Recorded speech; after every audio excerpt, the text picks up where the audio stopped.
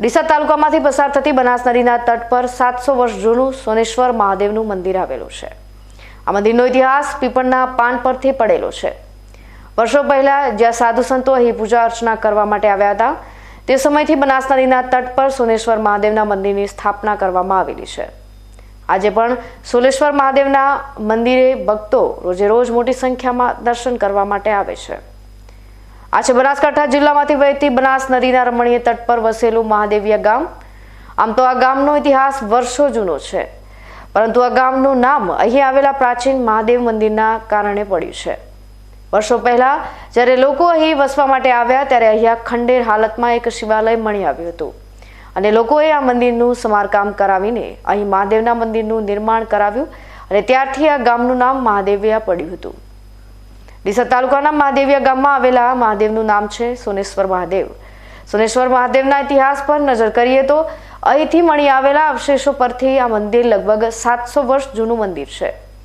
કહેવાય છે કે સદીઓ પહેલા અહીં સાધુ સંતો આપણા ધાર્મિક ગ્રંથોનું વાંચન કરતા હતા અને ગ્રંથોના અધ્યાય પૂરા થતા એટલે સંતો ગ્રંથમાં પીપળાનું પાન મૂકતા હતા।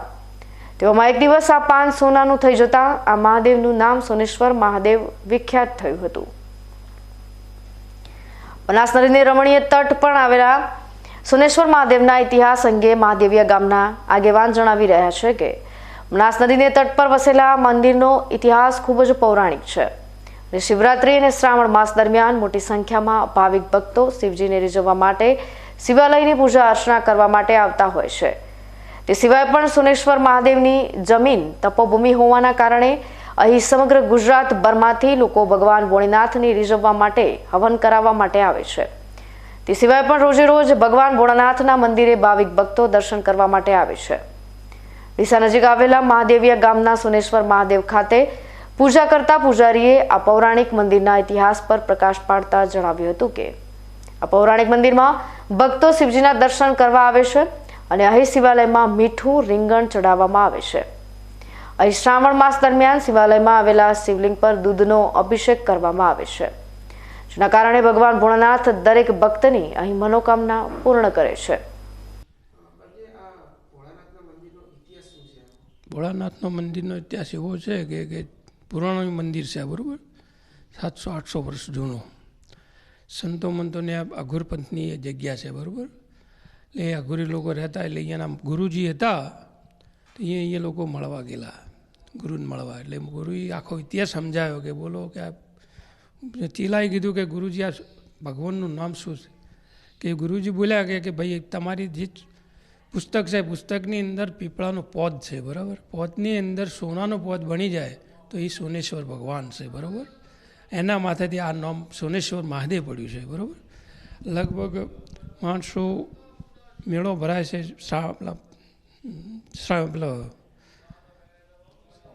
શ્રાવણ માસનો, શિવરાત્રિનો લાખો વ્યક્તિ આવે છે। અહીંથી લગભગ ખાસા લોકો 8 કે 9 ગામ અહીંને લાગુ પડે છે, બરાબર। મહાદેવ નામે લોકો બહુ આવે છે મેળાની અંદર। પછી જે પ્રસાદ રૂપે છે, કોઈ દૂધ છે, સાકર છે, શ્રીફળ છે, પછી ગોળ છે, આવી માનતાઓ છે સૌ લોકોની, બરાબર, માન્યતાઓ।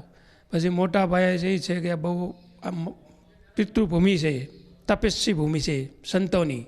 એટલે આ સંતના લીધે આ ભજન ભગવાનનું છે, બધા લોકો દર્શન કરવા આવતી હવન બધી અહીંયા જ કરે છે, બરાબર। ડીસા આજુબાજુના સૌરે ગામડાના આવે છે, તનેરા આજુબાજુ, ચીરડા આ બાજુના વ્યક્તિઓ ખૂબ અહીંયા દર્શન કરવાનું ભગવાનનું બહુ ખાસું તેજ છે ભાઈ, બરાબર। એના કારણે બધું એના નામે સોનેશ્વર ભગવાન પડ્યું છે, બરાબર। અને આ લોકોનો બહુ કાલે વરઘોડું જ છે અહીંયા મોટા પાયે। એટલે આવી રીતે આખો ઇતિહાસ છે ભગવાનનો મોટા પાયે। બનાસ નદીના તટ પર આવેલા સોનેશ્વર મહાદેવના મંદિરના રમણીય વાતાવરણમાં મોટી સંખ્યામાં ભાવિક ભક્તો પણ દર્શન કરવા આવતા હોય છે અને અહીં દર્શન કરીને ધન્યતા અનુભવતા હોય છે।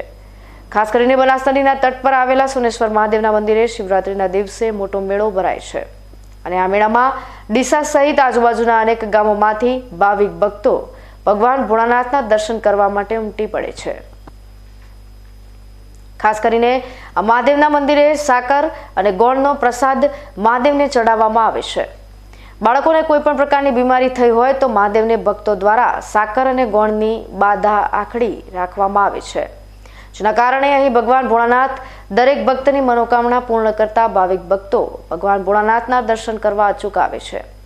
તે સિવાય પણ સોનેશ્વર મહાદેવના મંદિરે રોજે રોજ અનેક ભગવાન ભોળાનાથના ભક્તો અચૂક મહાદેવના મંદિરે દર્શન કરે છે।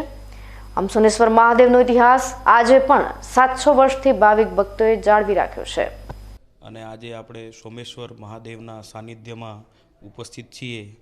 આ ડીસા ખાતે આવેલું બહુ જ પૌરાણિક મહાદેવનું મંદિર છે કે જ્યાં આગળ દર્શન માત્રથી ભક્તોની સર્વ મનોકામનાઓ પૂર્ણ થાય છે। અહીંયા આગળ પ્રતિદિન રોજ અવનવા યજ્ઞો થતા હોય છે અને મહાદેવની ભક્તિ થતી હોય છે, જેના કારણે મહાદેવ સર્વનું કલ્યાણ કરે છે। અહીંયા આગળ માત્ર મનોકામનાથી દરેકના કાર્યો સિદ્ધ થાય છે, દરેકની મનોકામનાઓ સ્વયં મહાદેવ પરિપૂર્ણ કરે છે। એવું આ યજ્ઞભૂમિ, આ ભૂમિનું તપ છે, જ્યાં આગળ અનેક પ્રકારના સાધુ સંત મહાત્મા બ્રાહ્મણ આદિ પોતાના સમયે આવી અને યજ્ઞ ઉપાસનાઓ કરી અને સર્વ જન સમાજનું કલ્યાણ કરે છે। એવા આપણા મહાદેવ સર્વનું કલ્યાણ કરે છે। બોલો સોમેશ્વર મહાદેવ કી જય। હું અહીંયા 10-12 વર્ષથી કન્ટિન્યુઅસ આવું છું સપરિવાર। જ્યારે અહીંયા આગળ શિવરાત્રિનો મહામેળો આવે છે ત્યારે અમુક કેટલાય ભક્તોની ભીડ જામે છે અને લોકો મહાદેવના દર્શન કરી પોતાને ધન્યતા અનુભવાવે છે અને સર્વ ડીસાના જેટલા પણ લોકો છે બધા સપરિવાર આવી અહીંયા આગળ મહાદેવના દર્શનનો લાભ લે છે તથા યજ્ઞ આદિ કરી પોતાને ધન્યતા અનુભવાવે છે।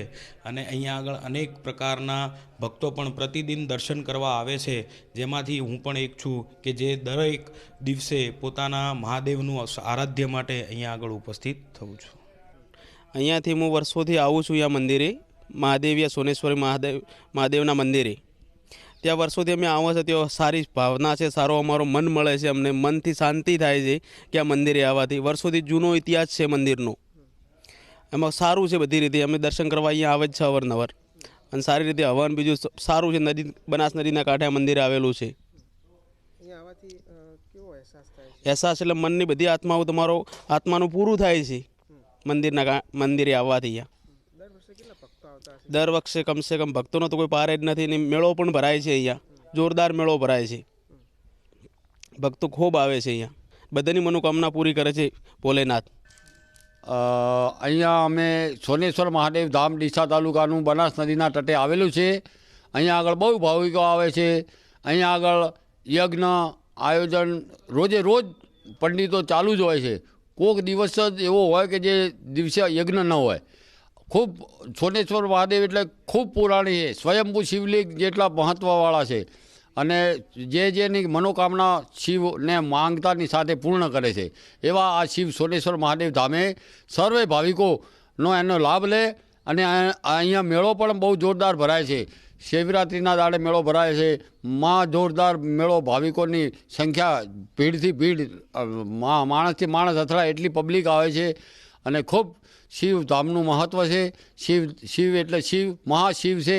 અહીંયા જે ભાવિકો આવશે એની મનોકામના પૂર્ણ થશે અને यहाँ यज्ञों रोजे रोज चालू रहे छे। शिवधाम में रुद्राभिषेक, महामृत्युंजय मंत्रों आ ते पंडितों खूब विद्वान पंडितों अहींया आवे छे, बहारथी आवे छे, सूरतथी, हालोलथी, बरोडाथी माणसों अहींया यज्ञ करवा आवे छे अने अहींया आवीने पावन थाय छे, तेमनी मनो इच्छा पूर्ण करे छे અને શિવ મહાદેવ સોનેશ્વર બધાની ઈચ્છા પૂર્ણ કરે છે। જય શ્રી સોનેશ્વર મહાદેવ की जय। ડીસા તાલુકાના મહાદેવિયા ગામે આવેલ સોનેશ્વર મહાદેવના મંદિરે આમ તો ભક્તોની જ શ્રદ્ધા રહેતી હોય છે, પરંતુ સોનેશ્વર મહાદેવ એકમાત્ર એવું ભગવાન શંકરનું મંદિર છે કે જ્યાં સૌથી વધુ શ્રદ્ધા ખેડૂતોની રહેલી છે। વર્ષોથી સોનેશ્વર મહાદેવના મંદિરે ખેડૂતો પોતાના ખેતરમાં પાકની વાવણી કરતા પહેલા અચૂક મહાદેવના મંદિરે દર્શન કરવા જાય છે। તે ઉપરાંત જ્યારે પોતાના ખેતરોમાં શાકભાજી, કઠોળ સહિત કોઈ પણ પ્રકારનો પાક તૈયાર થાય તો સૌથી પહેલા પ્રસાદ રૂપે ભગવાન ભોળાનાથના ચરણોમાં ધરાવવામાં આવે છે અને તે બાદ ખેડૂતો પોતાનો પાક બજારમાં વહેંચવા માટે જાય છે। વર્ષોથી સોનેશ્વર મહાદેવના મંદિરે આ પરંપરા ચાલી આવે છે, જે પરંપરા આજની પેઢી પણ જાળવી રાખી છે। ખેડૂતોનું માનવું છે કે ભગવાન ભોળાનાથને પ્રસાદ રૂપે પહેલો પાક ચડાવવામાં આવે છે, જેના કારણે પોતાના ખેતરમાં સારો પાક તૈયાર થાય છે અને બજારમાં પાકની આવક પણ સારી થાય છે, જેના કારણે અમે ભગવાન ભોળાનાથને પ્રસાદ રૂપે સૌપ્રથમવાર પાક મંદિરે ચડાવવા જઈએ છીએ.